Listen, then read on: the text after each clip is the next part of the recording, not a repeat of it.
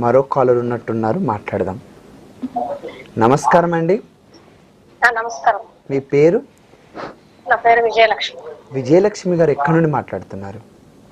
Hyderabad ECL నుంచి. Hyderabad ECL నుండి మాట్లాడుతున్నారు. విజయలక్ష్మి గారు ఎవరి గురించి తెలుసుకుందాం అనుకుంటున్నారు? మా తమ్ముడు గురించి అడుగుదామని. మీ తమ్ముడు గురించి. ఓకే అండి. మీ తమ్ముడి పేరు? డేట్ ఆఫ్ బర్త్ ఉంది. మీ తమ్ముడి పేరు? మా తమ్ముడి పేరు Srinivas. Srinivas. Srinivas date of birth చెప్పండి ఇప్పుడు. 2/12/83. సమయం ఏ సమయంలో జన్మించారండి? ఏం లేదు, పెళ్లి అయింది, మ్యారేజ్ అయింది, 2 పిల్లలు. సమయం అండి, జన్మించిన సమయం తెలియదా? జన్మించిన సమయము సాయంత్రం ఎన్ని గంటలకు? 4 నుంచి 6 మధ్యలో. 4 నుంచి 6 మధ్యలో. ఓకే అండి. ఎక్కడ జన్మించారు? జన్మస్థానం? Karnataka, Shivamogga district. Karnataka Shivamogga district. Okay అండి. సోమత ఎక్కడ అండి? అక్కడ ఏమైనా ప్లేస్ ఉందా? ఊరి పేరు? భద్రావతి. సరే. ఓకే అండి. గురుగారితో మాట్లాడండి, మీ సమస్యకు పరిష్కారం తెలుసుకోండి. మాట్లాడండి గురుగారితో. నమస్తే గురుగారు. నమస్తే అమ్మా. నమస్తే గురుగారు. తమ్ముడు గురించి అడుగుదామని కాల్ చేశాను. ఏం అడగాలనుకుంటున్నారు? తమ్ముడికి మ్యారేజ్ అయ్యి 2 పిల్లలు ఉన్నారు. అయితే కొంచెం ఆయనకు ఆర్థిక పరిస్థితి బాగా, ఆరోగ్య సమస్యలు, దేని వల్ల ఏమని ఏమో తెలుస్తలేదు స్వామి. సరే, ఆర్థిక సమస్యలు, ఆరోగ్య సమస్యలు ఇంట్లో అసలు బాగా, ఎవరికి బాగుండదు, అట్లా ఇద్దరికి ఆరోగ్య సమస్యలు. అమ్మా, మీ తమ్ముడు వృషభ లగ్నము, విశాఖ మొదటి పాదము, తులారాశిలో పుట్టాడమ్మా. అయితే లగ్నాధిపతి రాశ్యాధిపతి శుక్రుడు తల్లి. అంటే మీ తమ్ముడు ఒకరు చెప్తే ఇనే రకం కాదు. ఎందుకంటే అతని మనసులో అతను పట్టుకుందే వేదం, అతను అన్నదే కరెక్ట్ శాస్త్రం అన్నట్టుకుంటాడు. అంటే మనకి ఇప్పుడు బాహుబలిలో రమ్యకృష్ణ కొత్త చెప్తుంది కదా, నా మాటే వేదం శాసనం అన్నట్టుగా. అట్లాగా ఈ అబ్బాయి ఏదన్నా కానీ ఒకటి ఫిక్స్ అయ్యాడంటే దానికే పట్టుకుని ఎలాడతాడమ్మా. కాబట్టి ఇతనికి ఏం చేయాలంటే, మనము అరిసి గోల చేస్తే ఇంకా మొండికేస్తాడు. మనం అన్నందుకైనా మీరు అన్నందుకైనా చేస్తాననే దానికి పోతాడు. అందుకని అతన్ని నెమ్మదిగా, బాబు నువ్వు ఈ రూట్లో వెళ్తున్నావు, ఈ రూట్లో ఇక్కడ ప్రాబ్లం ఉందిరా బాబు, దీన్ని ఇలా సరి చేసుకోండి అని చెప్పుకోవాలి. రెండవది ఏంటంటే, ఇతని తండ్రి వీళ్ళ తండ్రితో సరిగా ముభావంగా ఉండడం కానీ, తండ్రి విషయంలో కొంచెం అంటే మాటలు సరిగా లేకపోవడం కానీ, వినమ్మా, తండ్రి విషయంగా కానీ లేదా మామగారు ఏం తల్లి, సో పిల్లనిచ్చిన మామగారితో కానీ ముభావం ఉన్నా ఏమవుతుందంటే, పితృదోషంతో పుట్టాడు ఈ అబ్బాయి.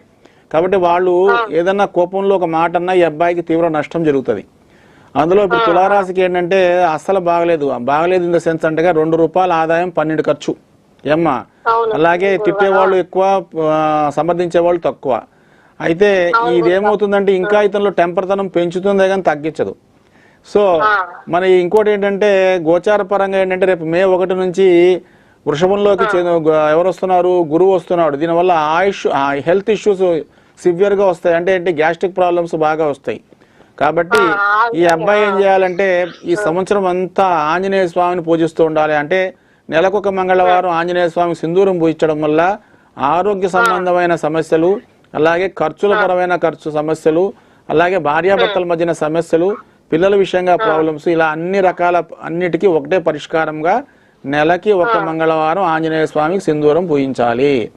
అది కాకుండా అమ్మ, ఇతను ఏం చేయాలంటే, వృషభ లగ్నంలో పుట్టాడు కాబట్టి ఆంజనేయ స్వామికి నెలకి 1 శనివారం వడమాల, చిన్న గారెలు 44 కానీ 108 కానీ వేయించాలమ్మా. అలాగే ఈ అబ్బాయి శనివారాలు చేయాలంటే నెలకు ప్రతి శనివారం 1 పొద్దు ఉండాలంటే, శనివారం పొద్దున ఏమి టిఫిన్ కానీ బ్రేక్ఫాస్ట్ కానీ చేయకూడదు. నీరసం అనిపిస్తే పండు పొలము దీన్ని ఊరుకోవాలి. మధ్యాహ్నం శుభ్రంగా భోజనము, రాత్రి అల్పాహారం.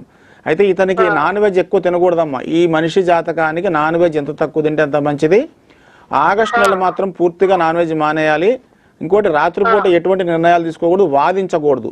ఇతని జాతకం ఎలా ఉందంటే, లగ్నంలో రాహు ఉన్నాడు, పాతే తవ్వుతా ఉంటాడు. ఎప్పుడు జరిగిపోయినవే మాట్లాడడం, జరిగిపోయిన దాని గురించే చర్చ. అయితే ఇతను ఏం చేయాలంటే, ప్రతి శుక్రవారం వెంకటేశ్వర స్వామికి అభిషేకం చేయించుకోవాలి.